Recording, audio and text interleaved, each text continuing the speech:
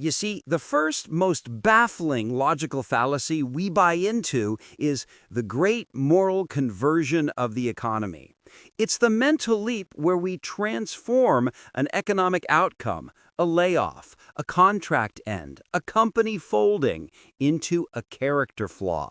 When you lose a job, society doesn't say, the market adjusted. It says, what did you do wrong?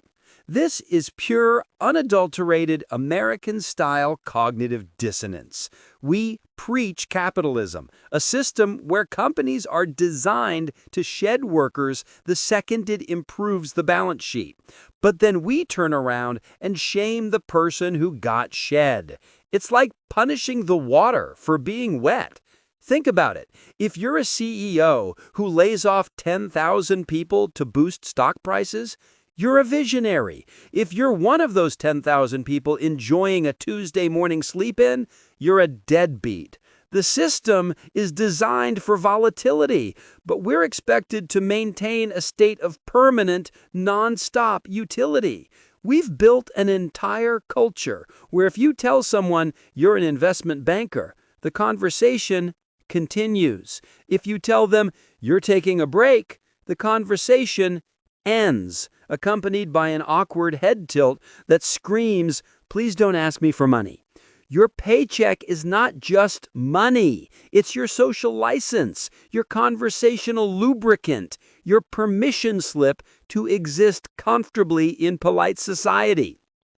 And when that license is revoked, the logical fail is to internalize the systemic dysfunction as a personal stain.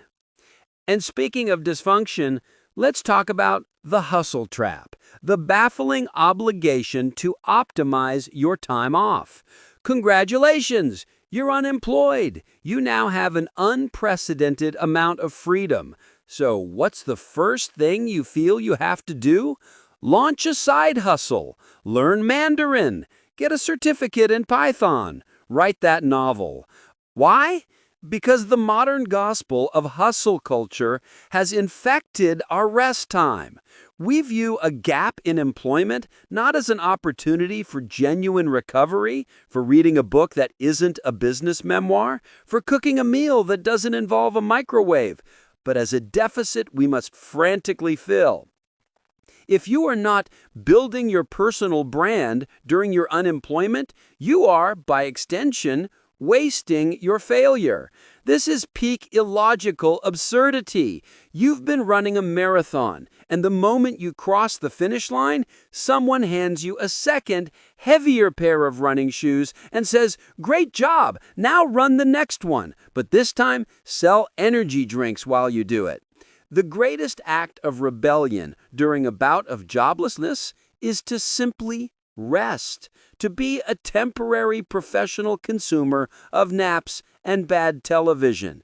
But we can't, because that little voice and the millions of LinkedIn success stories whispers that you're being lazy. You're committing the cardinal sin of the 21st century, non-productivity. You are failing the expectation of self-optimization, which is a logical error because optimization is meaningless without a clear objective. And your objective right now should be financial survival and mental stability, not becoming a polyglot coding guru. This leads directly to the status game, the fear of the "so what do you do?" question. The most terrifying 4 words in the American lexicon. We all play this game. We assign a person's hierarchical value based on the perceived prestige of their role. If you meet someone who designs rockets for SpaceX, you instantly treat them differently than someone who, is currently reevaluating their life choices. When you're unemployed, answering this question requires a verbal tap dance that would make Fred Astaire jealous. You can't just say, "I'm looking for a job." You have to say, "I'm currently engaged in a strategic career transition, leveraging my transferable skills in a highly competitive market while simultaneously optimizing my network exposure." We don't have a cultural script for honest, shame-free unemployment. In fact, if you dare to say, "I am currently unemployed, and it's fantastic. I'm sleeping 8 hours and finally learning to bake sourdough," People look at you like you've just announced you're moving to the moon. They're expecting misery, existential dread, and the crushing societal pressure that dictates that your work title is your only interesting personality trait. The logical fail here is in accepting that your identity is synonymous with your occupation. It's a category error. A job is an activity. Your identity is the sum total of your values, experiences, and opinions, none of which are revoked when your email signature disappears. Finally, let's dismantle the clean break fallacy, the idea that it's full-time or nothing. This one's an absolute killer. We have this bizarre all-or-nothing mindset about employment. If you're a former marketing director, the logical leap is that you must immediately secure another marketing director position. Taking a temporary consulting gig, driving for a rideshare service, or doing some freelance copywriting. These are often dismissed as beneath you. And that's the logic fail. Snobbery disguised as ambition. You're essentially prioritizing a fragile ego over actual financial stability and practical momentum. The reality is that the gig economy is the most logical, low-risk bridge between unemployment and full employment. It keeps you engaged, it keeps money coming in, and most importantly, it gives you a much better answer to the dreaded "what do you do?" question than the previously mentioned verbal tap dance. But we are trained to see short-term necessary work as a retreat, a sign of failure, instead of what it actually is, strategic survival. A true visionary understands that dignity is not exclusive to a corner office. Dignity is in paying your bills, regardless of the logo on the check. So let's step back. Unemployment, when stripped of the moral and ethical baggage we've incorrectly assigned to it, is simply an economic state, a temporary cessation of contracted labor. The crushing weight you feel isn't the market, it's the four logical fails we've all bought into.